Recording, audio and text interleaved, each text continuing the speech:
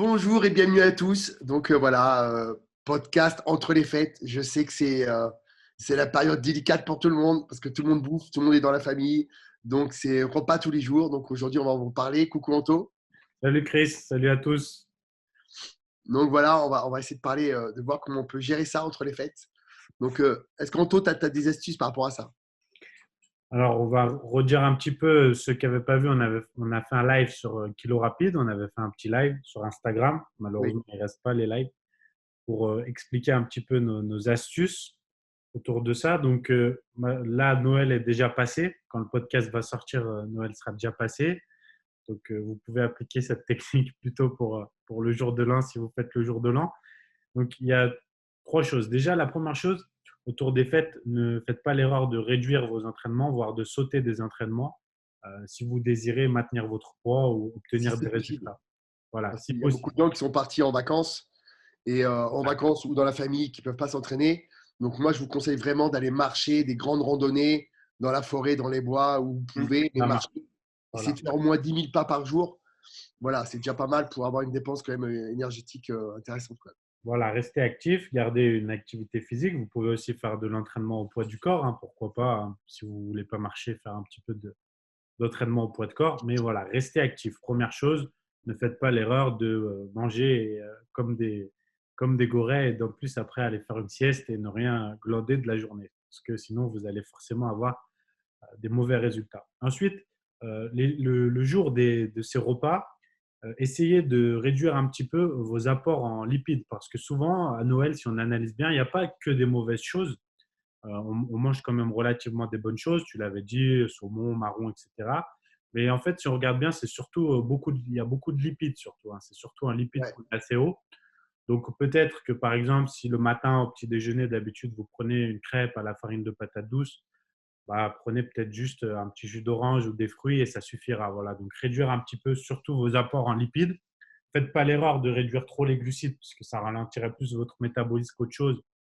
Et puis, euh, et puis voilà, le fait de, juste un truc, le fait de sauter le petit déjeuner ou le repas d'avant, beaucoup fonctionnent comme ça. Tu avais dit de fonctionner comme ça aussi.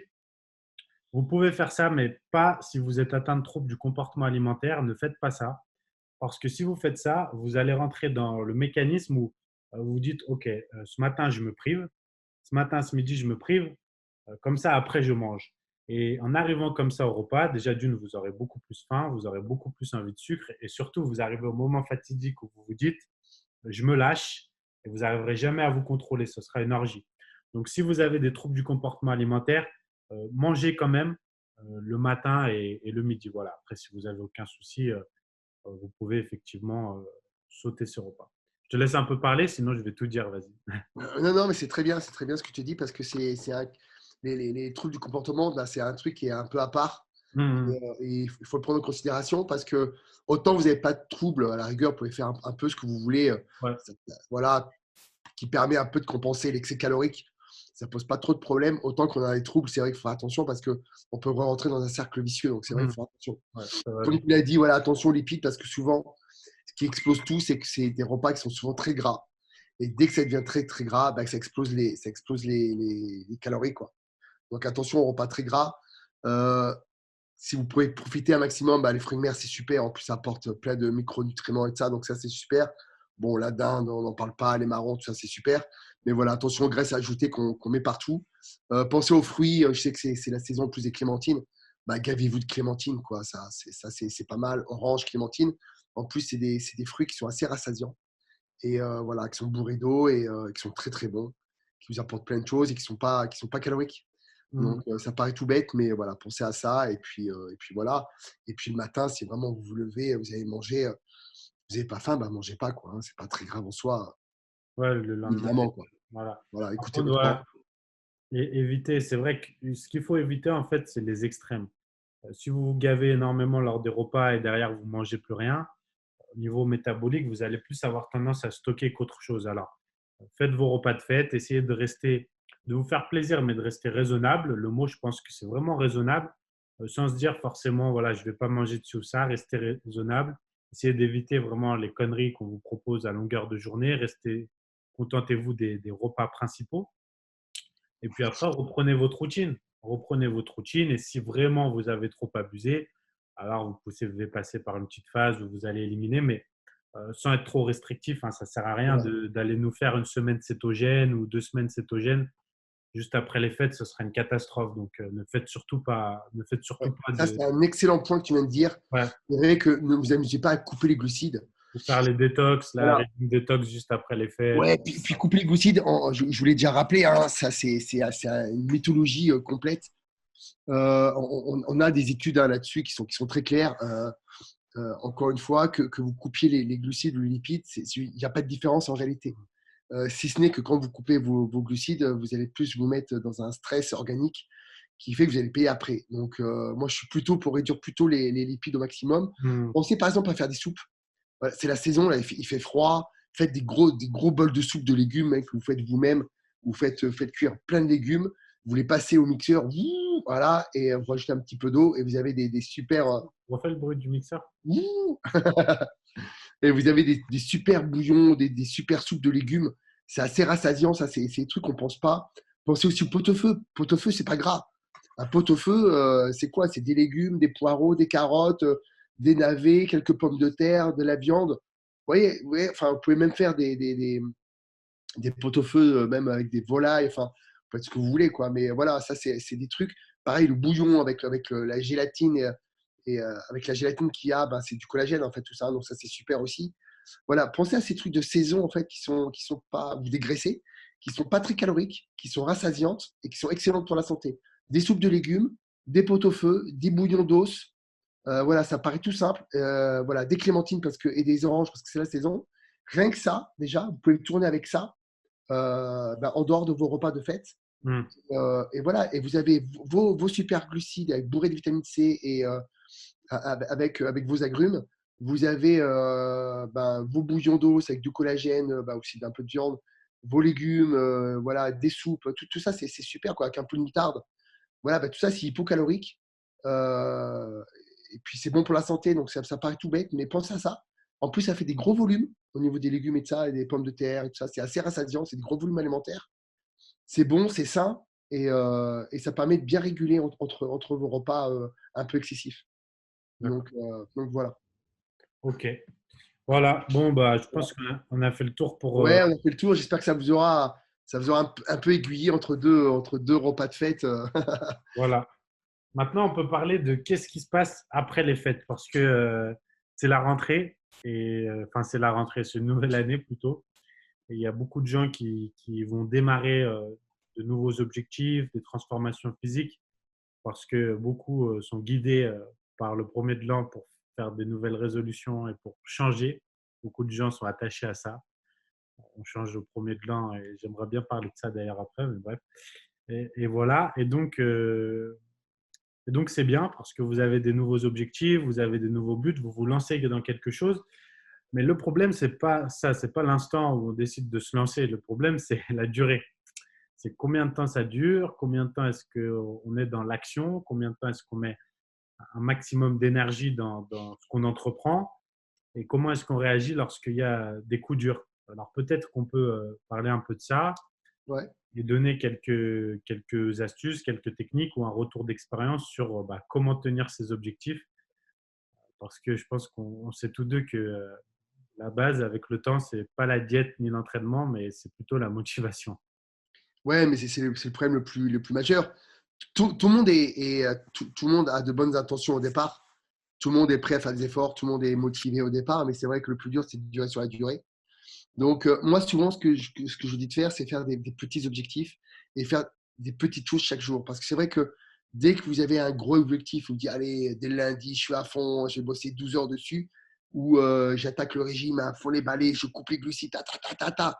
Non, non, ça marche pas. Ça marche pas, ou ça marche très peu de temps, en fait. Parce que Mm. c'est trop lourd d'un coup, c'est trop restrictif d'un coup.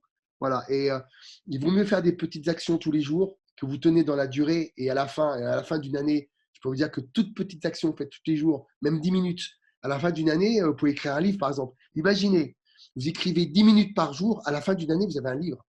Vous voyez un peu l'idée. Alors que si vous dites, oh putain, allez, là, j'écris un livre, allez, c'est parti.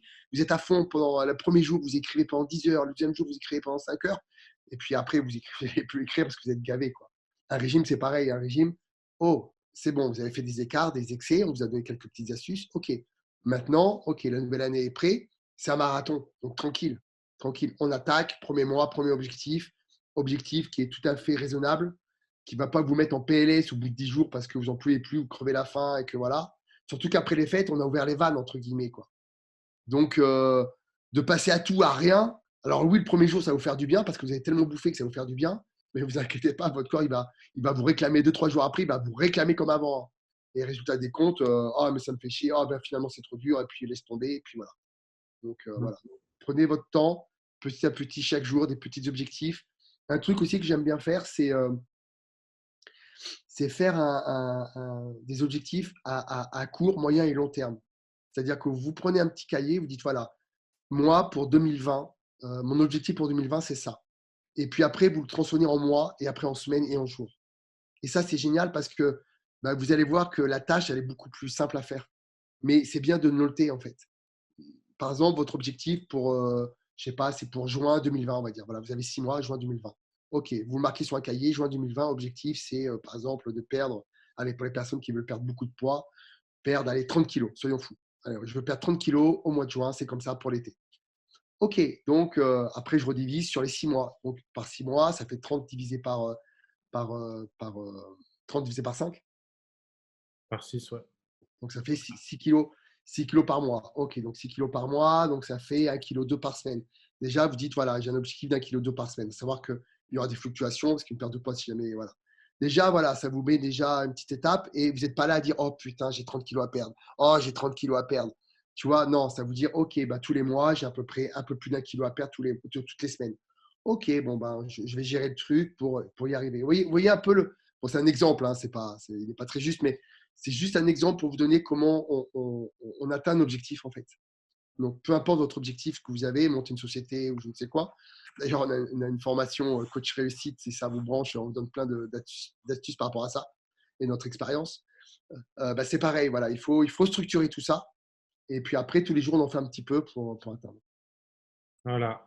Après, une fois que vous avez ça, je pense qu'il y a deux choses qui nous manquent souvent. La première, c'est les croyances. C'est-à-dire que vous avez beau avoir toute la motivation du monde au départ, et vous avez beau avoir la meilleure diète, le meilleur entraînement et le meilleur coach, tout est une histoire de croyance. Si du départ, vous ne croyez pas à 100% en votre capacité à atteindre votre objectif et que vous oubliez ou que vous oubliez cette croyance en chemin, c'est-à-dire qu'à un moment donné, vous perdez, je vais dire la foi, mais ça n'a rien de religieux. Vous allez comprendre que ce que je dis, au final, ça n'a rien de religieux. C'est la croyance en votre capacité à réussir. Les croyances, ça peut être de toutes sortes. Si on reste sur l'exemple des 30 kilos, si vous démarrez à perdre ces 30 kilos en vous disant, OK, je vais essayer de perdre ces 30 kilos par mois, je vais essayer de perdre 1 à 2 kilos par semaine, 1 kilo par semaine, je vais démarrer comme ça et on verra. On verra, ça ne doit pas exister en fait. C'est je dois perdre 30 kilos et je vais perdre 30 kilos. Et la façon de communiquer avec vous-même, vous devrez vraiment être convaincu de ce que vous faites. Si vous n'êtes pas convaincu de ce que vous faites et si vous démarrez en ne croyant pas vraiment en votre capacité à réussir, bah, en fait, vous n'allez jamais entreprendre toutes les actions pour réussir. Et surtout, au moindre coup dur, c'est-à-dire la première ou deuxième semaine où vous n'allez pas perdre ces 1,2 kg, vous allez baisser les bras, vous allez abandonner, vous allez mettre moins d'énergie, vous allez faire un ou deux écarts, manquer un ou deux entraînements. Mais c'est ça le problème. Il ne faut pas laisser qui que ce soit d'autre en fait, vous dire que vous n'êtes pas capable ou que vous ne pouvez pas réussir. Dans la limite du possible, si vous me dites dans 6 mois, j'aimerais bien devenir Elon Musk et aller sur la Lune, c'est un peu compliqué, mais il faut rester raisonnable. Mais voilà, c'est important de commencer par y croire pour entreprendre pleinement les actions. Et après, il faut aller dedans à fond. Et ensuite, la deuxième chose, c'est vraiment la distraction. C'est le manque de concentration sur l'objectif.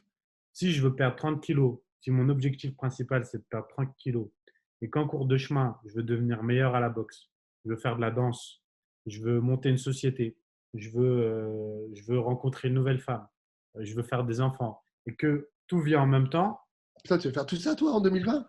non, j'ai pas besoin de perdre 30 kilos déjà. J'ai pas besoin de monter de société, ça suffit pour l'instant. Mais non, mais tu vois ce que je veux dire, la distraction. Et si tu te fixes trop d'objectifs, eh bien, tu te distrais parce que tu vas à droite, à gauche et tu n'es pas pleinement concentré sur ce que tu fais et donc tu n'es pas à fond sur ce que tu fais. Donc, et c'est les distractions extérieures aussi. Et maintenant, ça, c'est une distraction de fou. L'ordinateur, c'est une distraction de fou. Netflix, c'est une distraction de fou. Je vais m'entraîner. Ah non, je ne vais pas m'entraîner. Il y a The Witcher qui est sorti. Je vais regarder The Witcher. Tu vois? Mais ton objectif, c'est de perdre 30 kilos. C'est pas regarder The Witcher parce que The Witcher, il sera encore là au mois de juin. Et en soi, il ne va rien changer à ta vie par rapport à perdre 30 kilos.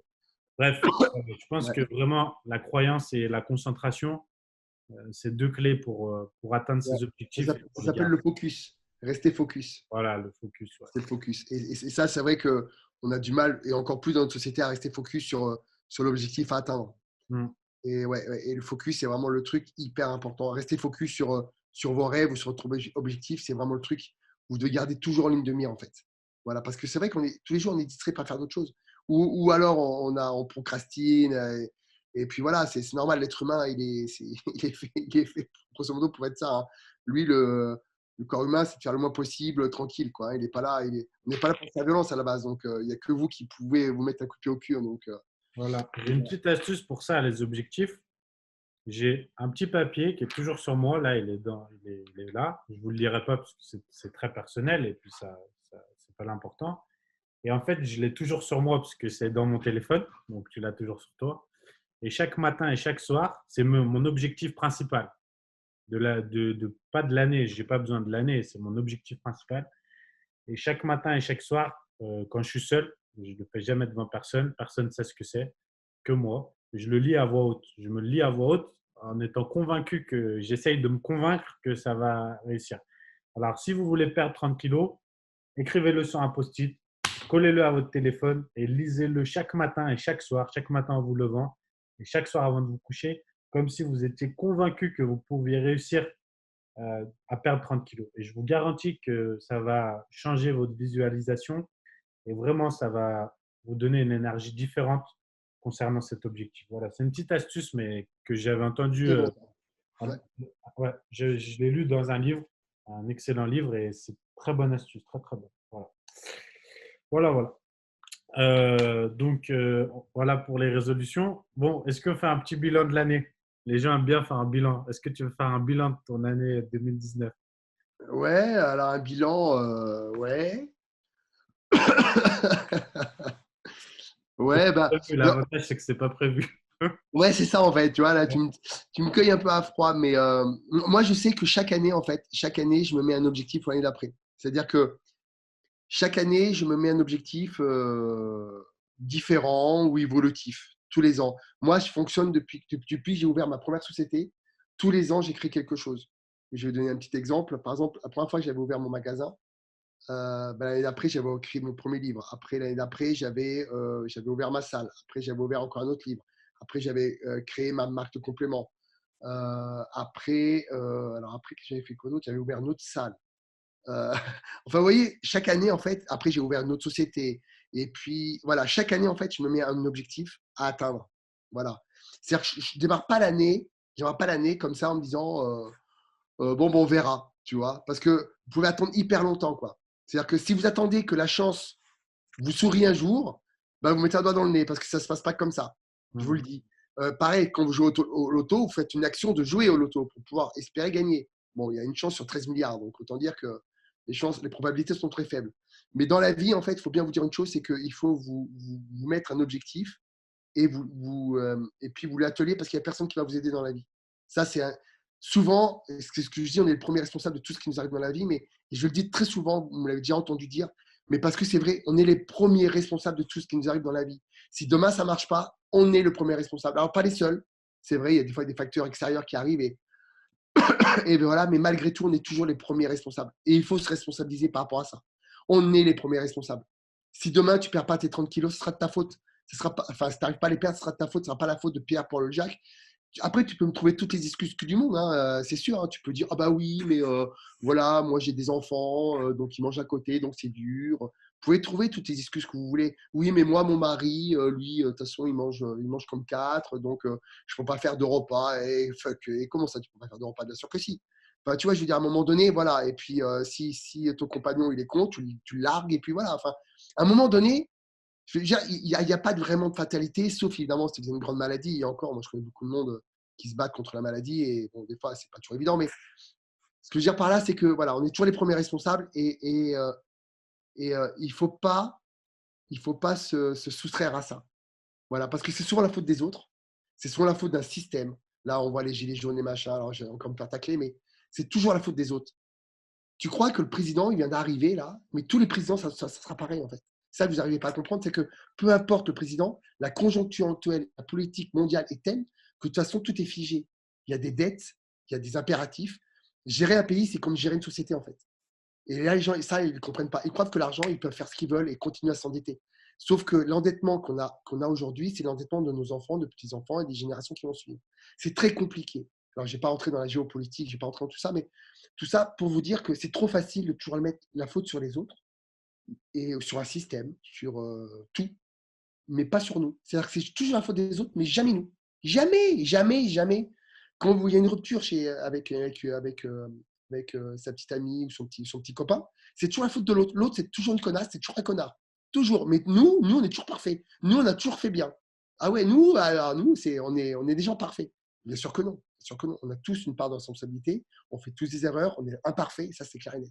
C'est Donc l'ego. ça, c'est hyper important. Ouais, retenez ça. Vous êtes toujours les premiers responsables de tout ce qui vous arrive dans la vie, en bien et en mal. Mm. Donc, c'est un truc à garder dans votre tête pour garder cette forte responsabilité en vous. Voilà. Passez à l'action massivement, même si c'est imparfait. Rien n'est parfait dans la vie. Moi, j'ai fait plein de trucs qui étaient totalement imparfaits, mais je les ai faites. Je me plante souvent, même plus souvent que je réussis, mais je tente, je tente. Et des fois, ça marche. C'est ça. Bonne parole, très très bonne parole. Ah, Expérience. ouais. Expérience. La Rita, non. Tu as déjà ton objectif pour l'année prochaine, sans dire ce que c'est forcément. Tu les as déjà? J'ai 3 livres qui arrivent d'ici pour l'année prochaine déjà, pour 2020. Il y a 3 livres qui arrivent en plus. Toujours développer bien sûr la marque. Bon, ça, c'est des trucs. Les projets qu'on a tous les deux aussi, Mm. continuer à les développer, bien sûr. Euh, ouais, voilà, c'est déjà pas mal, tu vois. Section son temps, après, il faut pas aller chercher non plus. Il faut avoir des rêves à long terme, bien sûr, comme tout le monde, sur 10 ans, sur tout ça, mais déjà sur un an, voir si j'arrive déjà à faire tout ce que j'entreprends, c'est déjà très bien. Donc, voilà. Ça Et marche. toi? Et toi, Anto? Mais moi, j'attends jamais la nouvelle année en fait pour avoir des projets à échanger, tu vois. J'ai jamais été dans le concept d'attendre le 1er janvier pour me dire que je vais prendre des résolutions et changer. C'est au moment où j'ai la résolution en tête et où j'ai la notion L'idée de ou le changement concept? que je le fais, tu vois. Je le fais direct en fait. J'ai toujours été comme ça. Et parfois ça m'a coûté beaucoup parce que, bah, par exemple, voilà, pour ceux qui ne savent pas, quand j'étais parti en Thaïlande, j'avais tout quitté. J'avais tout vendu. J'ai décidé de partir en Thaïlande du jour au lendemain. J'ai vendu tout ce que j'avais.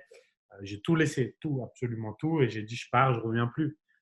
J'ai été comme ça. Et voilà, quand j'ai une décision, quand j'ai besoin de me lancer, je me consulte que moi-même et j'agis. Et pareil pour les résolutions. Dieu merci, avec les années, j'ai plus de gamberge, donc je prends des meilleures décisions qu'avant. Et puis surtout, j'ai fait énormément d'erreurs aussi. Donc voilà, mais j'ai tous mes objectifs pour 2020, mais comme je les ai tous pour 2021, 22 et 30 et voire dans les 10-15 prochaines années, voilà, je sais exactement où je vais. Et après, je fais des erreurs, j'en ferai encore, et c'est pas un problème en soi. Mais je suis tout à fait à l'aise avec ça parce que de toute façon, bah, si je veux pas faire d'erreur, j'ai juste à rien faire et à rester comme je suis actuellement. Voilà, je ne sais que trop bien que si tu veux pas de problème, bah, il faut rester dans ton confort. Sauf que tu restes dans ton confort seulement si tu es heureux à 100% et que tu as tout accompli, mais ça n'existe jamais en fait. Pas toujours, pas toujours. Moi, j'en connais beaucoup qui restent dans leur confort et qui avancent pas. Moi, je suis resté très longtemps comme ça d'ailleurs. Je veux Très dire, longtemps. non, mais je veux dire, tu peux rester dans ton confort seulement si tu es dans cette situation-là. C'est ça que je voulais dire. Mais même pas, parce que tu seras malheureux en fait. Je connais des gens très, très accomplis. Je connais des gens très accomplis, très riches. Quand je te dis très riches, c'est qu'ils gagnent des millions par an. Et pas leur société, mais eux qui gagnent des millions par an et qui pour autant, s'ils restaient là où ils en ce serait malheureux. Ils ont besoin de progrès, ils ont besoin de faire de nouvelles choses. Et d'ailleurs, on le voit avec, je ne sais pas si tu as vu la série sur Bill Gates sur Netflix, mais par exemple, le mec qui pèse je ne sais pas combien de milliards et a fait tout ce qu'il a fait, maintenant, son obsession, c'est de guérir les enfants en Afrique et de construire des puits, tu vois. Et le mec bosse jour et nuit pour ça. Donc, c'est la preuve que, en fait, pour moi, la vie, c'est le mouvement et c'est le progrès, tu vois. Donc, les gens me disent toujours, t'es torturé. Enfin, ceux qui me connaissent, que je suis un peu torturé parce que j'essaye toujours de travailler sur moi et travailler sur tout et toujours tout améliorer. Parce que je pense juste que c'est la vie et c'est la clé pour pas être déprimé. Et tu vois, pour être heureux, je pense que Ouais. la clé pour pas être déprimé, moi, je suis quelqu'un qui est pas du tout déprimé, tout le temps positif. Enfin, ça va, je pense que tu me connais, tu vois, je suis toujours, même dans les pires moments, franchement, je suis positif et je transmets ça aux gens au maximum, c'est mon métier et j'adore ça. Et voilà, je reste persuadé que la vie, c'est le mouvement. Si vous êtes déprimé, soyez en mouvement et vous ne le serez plus. C'est ce C'est que je clair. disais, C'est voilà, clair. c'est ce que je disais, j'enseignais à ma petite sœur hier. Je lui dis, quand tu es déprimé, bouge-toi. Trouve un truc que tu aimes et étudie, apprends, lis, bouge, va voir du monde, fais des projets, même si tu n'as pas d'argent, tu peux, tu peux faire plein de choses. Tu n'as pas d'argent aujourd'hui, en 2019, tu te crées un compte Instagram, tu te mets auto-entrepreneur et tu vends tes services, ça coûte zéro. Auto-entrepreneur, ça te coûte zéro. Instagram, Facebook, ça te coûte zéro. Et voilà. Mais ça va te coûter du temps et des efforts. C'est plus dur que regarder The Witcher. C'est important. Et si vous, aujourd'hui, vous n'avez pas encore d'objectif, ce qui est normal, hein, parce que c'est pas chose de naturel, forcément. Ouais, L'entrepreneuriat, c'est vrai que des fois, on se dit, c'est chose qui n'est pas toujours naturelle, tu vois, parce que justement, comme tu expliquais le confort, on est un peu dans notre confort, on est au chaud, on a nos petites habitudes, nos petites routines, et notre corps, il aime bien ça, tu vois, il aime bien la ouais, routine. vraiment. Ouais, ouais, Notre ego, il aime bien ça aussi, tu vois, on est bien au chaud, tu vois, dans nos petites chaussons, là, on est bien là, tu vois. Mais là, c'est l'occasion, si vous regardez ce podcast, de vous poser vraiment la question, qu'est-ce que pour 2020, j'ai envie de faire? ouais. Hmm. Je sais pas, qu'est-ce que j'ai envie pour avancer dans ma vie en 2020? Posez-vous cette question. Au début, vous n'avez pas trouvé la question, là, la réponse, et c'est normal. C'est normal. Ouais, Laissez votre cerveau travailler et vous dites qu'est-ce que j'aimerais faire en 2020? Ça peut être, c'est pas forcément pas que professionnel, hein, ça peut être dans plein de domaines, bien sûr. physique, professionnellement, dans ta vie de couple, peu importe le domaine de ta vie, dans ta vie de famille, peu importe. Mais quel est ton objectif? Voilà, quel est ton objectif? Quelle est ton envie? Quelle est ta passion? Qu'est-ce qui te fait vibrer dans la vie? Et ensuite, une fois que tu as trouvé vraiment le pourquoi, tu vas te dire, OK, alors qu'est-ce que je vais mettre en place pour y arriver? Voilà. Par quoi je commence? Par quoi je commence? Petit à petit. Voilà. Non, je pense que le personnel est ultra lié au professionnel et surtout si vous êtes à la tête d'une entreprise ou vous voulez être à la tête d'une entreprise, plus tu avances et plus tu te rends compte que si tu n'es pas une bonne personne, tu ne pourras pas faire des bonnes choses professionnellement. Ouais. Il faut commencer par être. Alors, vous allez me dire, ouais, mais il y a des gens qui sont horribles et qui réussissent et qui sont à la tête de grandes choses. Peut-être, mais laissons-les, tu vois. Il y a du bien, il y a du mal partout. Oui, puis tu sais pas dans quelle torture ils sont internes, en fait. Plus intérieurement, on ne sait pas. Et puis après, on parle il y a faire du business. L'argent, c'est bien, mais qu'est-ce qu'on apporte aux autres? C'est ça aussi, parce qu'encore une fois, il y a des gens qui sont pleins d'argent, très riches et qui sont malheureux. Si vous êtes plein d'argent, mais qu'en plus vous faites le bien autour de vous, je pense que c'est une notion différente et tu as une estime de toi qui est différente. Donc, c'est important de déjà travailler sur soi et être une bonne personne avant de vouloir faire de bonnes choses. Et en fait, ça va tout seul. Si tu es une bonne personne, alors je pense que tu fais de bonnes choses naturellement. Et les bonnes personnes viennent à toi, tu t'entoures des bonnes personnes et les gens le voient et ça paye en fait. Donc, des fois, Ça, c'est important ce que tu dis parce que souvent, moi, je vois beaucoup de gens aussi qui savent pas quoi faire, tu vois. Hmm. Mais en fait, je vous jure que dans une année, des opportunités, vous en avez plein. Mais des fois, vous n'êtes pas à l'écoute de ça. Hmm. Mais des gens, vous allez en rencontrer pendant une année, là, pendant 2020, vous allez rencontrer beaucoup de monde. Et je vous encourage vraiment à rencontrer du monde. N'hésitez pas. Et, sortez, bougez, n'ayez pas peur des autres. Rencontrez du monde parce que c'est les rencontres qui fait que souvent, il y a des choses qui se passent. Tu Ouais, vois, clairement. moi et Anthony, voilà, Anthony, il était venu me voir. Et je te parle de ça, c'était en 2015, je crois, en 2016, 2015, je crois. C'était en 2015, je crois. 2014. 2014 ou 2014. 2015. Ouais. 2014, je pense. Voilà, et ben Anthony, il est venu me voir, on a commencé à parler, à sympathiser, machin, puis ça s'est fait Je comme ça en voulais fait. je voulais que tu me coaches. Oui, oui, ça avait démarré comme ça. Ça avait Ouais. démarré comme ça. Et puis après, voilà, on a continué à discuter, à tchatcher, on s'entendait bien, voilà. Et puis regarde, on est en 2000, Amazing. on est en train de monter, enfin, on a monté une société là, fin d'année 2019, presque 2020, donc 5 ans après, en fait, vous voyez. Et Mm. pourtant, pendant 5 ans, on parlait pas du tout business tous les deux, quoi. Non, c'est vrai. Non. Enfin, souvent, on avait dit, ah, ça serait bien qu'on fasse un truc tous les deux, on savait pas quoi. Vous savez pas quoi? Ouais, on n'a jamais trop. Non, Avant, ouais, ouais, on n'a jamais trop penché sur le truc. non, Ça, les bonnes choses viennent, après, ça prend du temps. Les bonnes choses, elles ouais, prennent du temps. Et voilà, mais c'est vrai que, en fait, si tu es une bonne personne, bah, les bonnes personnes viennent à toi et ça se passe bien. Mais c'est là aussi où l'entourage joue énormément. Voilà. Il y a, il y a beaucoup de gens qui sont dans des mauvaises relations et on a tous été dans des mauvaises relations. Toi et moi, tous les deux étaient dans. On ne parle pas que amoureuse, hein. On peut parler amoureuse, mais aussi amicale, hein. On en a connu, voilà. Amicale, professionnelle. Et quand vous êtes dans des mauvaises relations, bah, ça vous ronge, ça déteint directement sur votre comportement, ça déteint sur votre façon de penser, sur vos actions. Et en plus, ça déteint sur votre façon d'être avec les autres.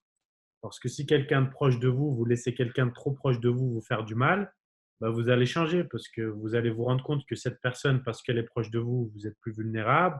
Donc, vous allez commencer à vous surprotéger, à plus communiquer. Et c'est comme ça qu'on en arrive à être totalement différent et à changer à cause de quelqu'un d'autre, en fait. Et ça, il faut juste pas que ça arrive. Il faut jamais que l'opinion des autres ou les actions des autres, elles aient un impact sur notre propre personnalité, en fait. C'est triste parce qu'on s'oublie.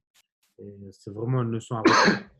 Entourez-vous bien. Franchement, entourez-vous bien et n'ayez pas peur de trancher dans le vif.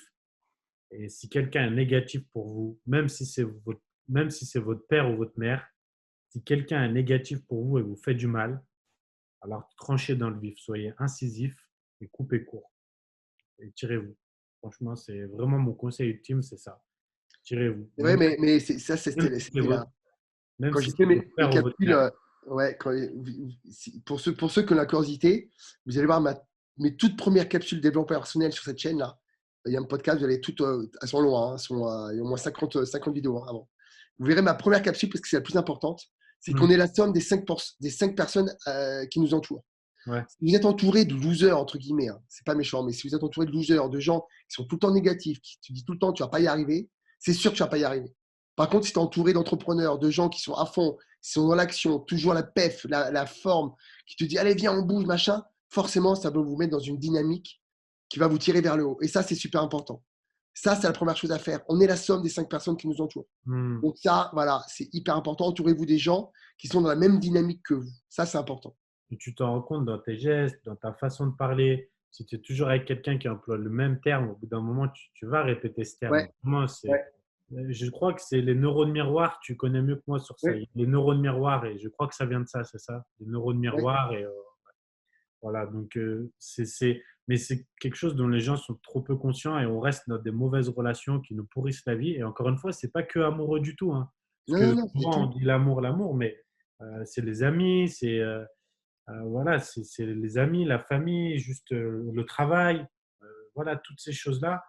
Et faut vraiment faire le tri et il faut être incisif. Vraiment, même si je répète, je suis très dur avec ça, même si c'est votre père ou votre mère. Et souvent, on entend dire ah, mais c'est ton père, c'est ta mère, quand même. Il n'y a pas de quand même. Si vraiment c'est mauvais pour vous, alors soyez incisif, tranchez dans le vif. Ça Et fera mal. ça veut pas dire forcément plus leur parler, mais par exemple, tu vois, il y a des sujets, ben, vous abordez pas parce que vous savez que de toute façon, c'est pas profitable pour vous. Mais Après, peut-être que ben, si vraiment c'est négatif pour vous, c'est toxique, ben, vous les voyez un peu moins, vous accordez moins de temps, tout ouais, mais simplement. je peux aller loin même et te dire ne plus les voir dans les cas vraiment. Si je parle de moi, par exemple, je suis incisif sur ça et j'ai tranché sur ça et moi, je suis très à l'aise avec ça. C'est que j'ai décidé un jour que c'était fini parce que c'était très négatif pour ma vie et ça va beaucoup mieux depuis. C'est une décision très dure à prendre et les gens ont du mal avec ça parce que tu as l'attache affective.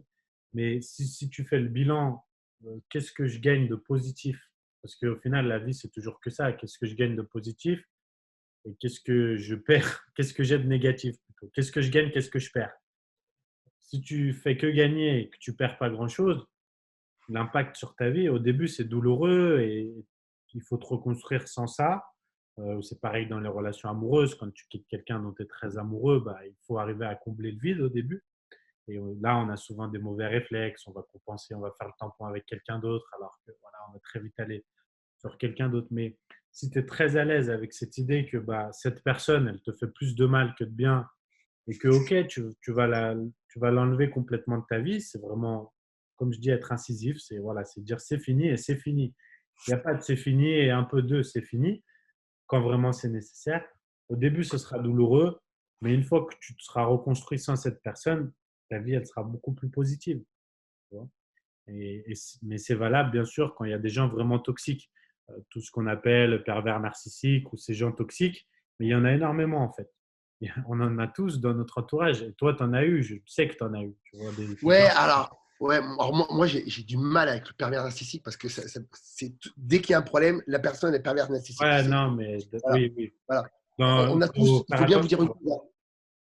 Ouais, il faut bien vous dire une chose, c'est qu'on est tous, on a tous une névrose Hum, hum. due à notre enfance, due à notre expérience, bonne ou mauvaise, souvent mauvaise Bien sûr. malheureusement, parce qu'on retient toujours ce qui est négatif et rarement ce qui est positif. C'est comme Ouais, ça, le cerveau est c'est fait vrai. comme ça pour se protéger.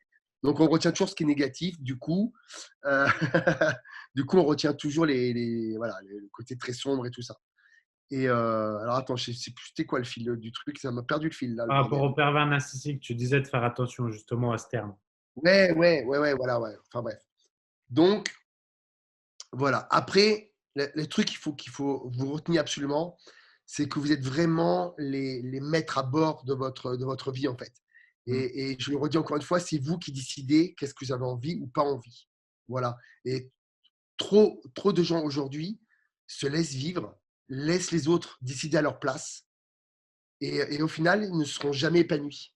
Donc ça, c'est vraiment important de décider, vous, qu'est-ce que vous avez envie dans votre putain de vie et surtout que vous êtes réellement les premiers responsables de tout ce qui vous arrive. Donc, c'est à vous de faire. Soyez vous-même votre propre leader et même le leader des autres, tout simplement. ouais, c'est encore Souvent, mieux. souvent, vous êtes là, ah ouais, mais l'autre, ben, et toi, tu fais quoi? Est-ce que tu te donnes à 2000%? Pas sûr.